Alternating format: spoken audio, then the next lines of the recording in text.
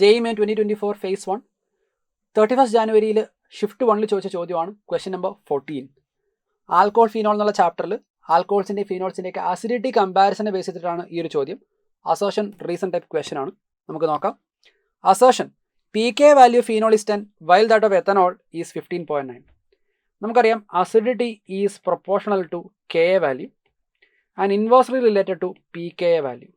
K value കൂടിക്കഴിഞ്ഞാൽ acidity കൂടുന്നതാണ്, PK value കൂടിക്കഴിഞ്ഞാൽ അസിഡിറ്റി കുറവെന്നാണ്. നമ്മൾ ഫീനോളിനെയും എത്തനോളിനെയും കമ്പയർ ചെയ്യുകയാണെങ്കിൽ നമുക്കറിയാം phenol is more acidic than ethanol. അസിഡിറ്റിയുടെ കമ്പാരിസണിൽ ഫീനോളിന് എത്തനോളിനേക്കാളും അസിഡിറ്റി കൂടുതലാണ്. So PK value of phenol will be smaller. More acidity less PK. So ഫീനോളിൻ്റെ value എത്തനോളിനേക്കാളും കുറവാണെന്നാണ് പറയുന്നത്. So assertion can be correct.